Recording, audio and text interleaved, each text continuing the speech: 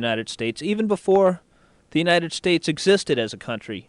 Enemies, globalist bankers, basically, the same cult enemy, they were still trying to undermine the United States, even before it started. That's what you realize the more you learn. Our founding fathers, they were fighting the same enemy that we're fighting now, a group of private bankers, what it comes down to. But basically, the enemy has to take out the United States in order to take over the world. And we have been infiltrated. We are an occupied nation now.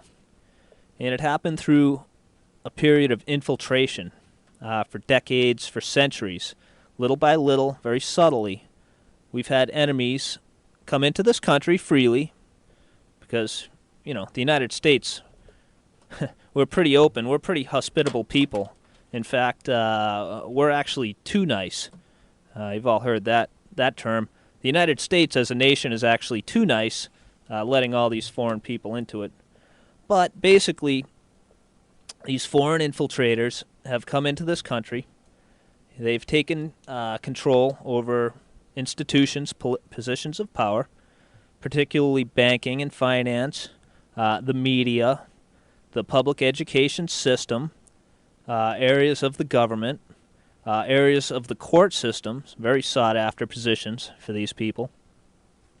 Attorney General's office, of course, a big position of power for the enemy. Enemy's been acquiring Attorney General's positions in many different states now. But that's how it's worked. It's happened by stealth over the decades where an enemy has infiltrated positions of power in this country, little by little, gradually, largely unnoticed, until now we're at the point where we're an outright socialist nation. Just look at your paycheck, any of you, and you'll see that's a fact. All the insurance you have to pay to operate a small business, all the different regulations, the different permits. Geez, it's almost as if you can't breathe nowadays without getting some kind of government permit. Oh, God. You want to build a tool shed on your property in 1968. You had to go get a building permit from the town. But that's how gradually we've changed from a free country into a country that is less than free. It's not gone yet. We still have a lot of our core freedoms. But that's in serious danger right now. Serious danger. Okay, taking it from the top. Like I said, this enemy that has infiltrated the United States, they want to take over the world. They can't do that as long as the constitutional republic of the United States exists.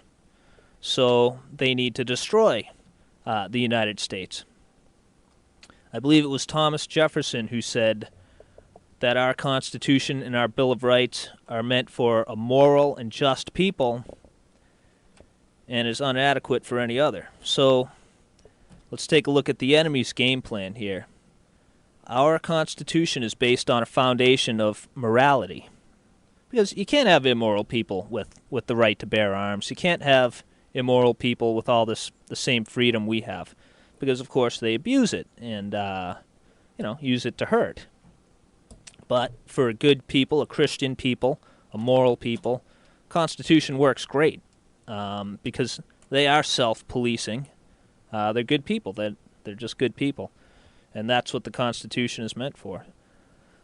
So let's take a look what the enemy's doing through television, through the media. What they're doing is they're undermining our moral foundation in this country. They're making us, bringing down our levels of integrity, bringing down our levels of honor, downplaying those things, instead promoting other superficial values like money. Look at every hip-hop channel, every song, it's all about money. Well, either money or demonic possession, but that's something for a later episode. But look at these rappers, they're worshiping money, but these are the values being promoted by Hollywood, by the media, the enemy-controlled media. I'm using these terms. I'm just trying to lay it all out, cut and dry, so you can see crystal clear. just because somebody pretends to be your friend to your face, it doesn't mean they're your friends when they're going behind your back and sabotaging you and, stealing from you and even killing you. That's not your friend. But that's the kind of enemy we have in this country right now. Like, the Joe Liebermans of the world, the John Kerrys, the people that look real friendly when you meet them. But underneath, man, they have contempt for Americans. They don't like a free people. But that's just it. The enemy is trying to undermine the moral foundation of this country, and has been for, as long as television's been around, even before that.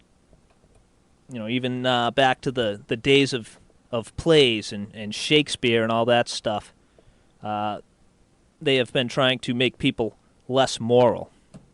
See, it all comes down. It actually sort of falls down along spiritual lines perfectly as far as good and evil. But again, bigger topic for another show.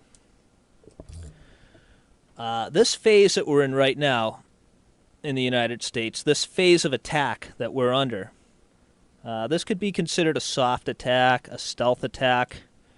It could basically be considered a preparatory phase. A phase just to weaken us as much as possible before a real, actually hot invasion, a foreign military invasion. That is the next phase, and I believe that's the phase we're very close to right now. When you look at the strategic positioning in the world, now, I remember when I was a kid growing up in the 80s, it seemed like all the time there were two things politicians talked about, and that was military strategic positioning and the economy. Because those are the two most important things to the survival of a nation. Where you are strategically, militarily, and then how your economy's doing. You ever hear on the news lately any mention of our actual strategic military position in the world? No.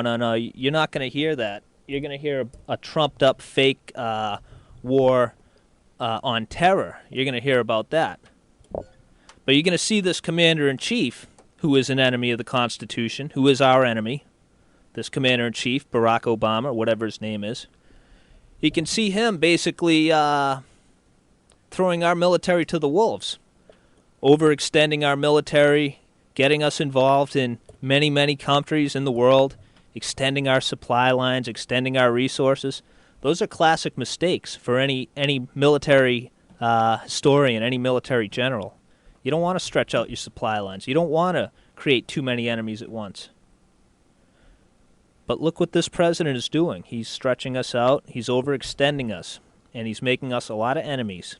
And it's on purpose. He is an enemy, and he's trying to provoke enemy backlash against the United States. That's the reason why we're getting so involved in all these little countries that a lot of you never heard of, for reasons that are as vague as you can imagine.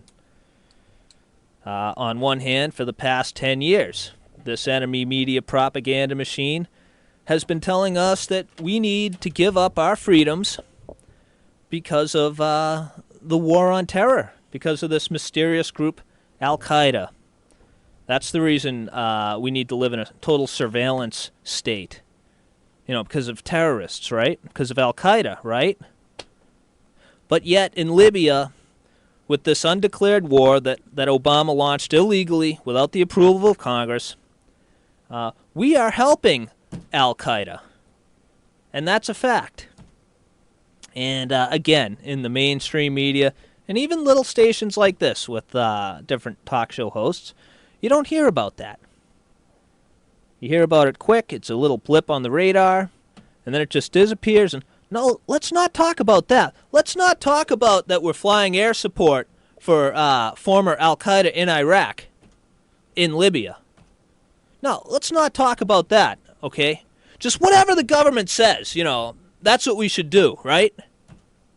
Yeah, Al-Qaeda's our enemy. Al-Qaeda's our enemy, telling us for 10 years. We got to give up our freedoms. We got to sacrifice some of our freedom for safety, right? And then on the other hand, they're flying air support for Al-Qaeda-led Libyan rebels, you know? And, you know, besides the naked military aggression, that's also an exercise in mind control, because now the people that are willing to accept that, they're willing to accept anything. You know? I mean, think about it. What would people like that not accept?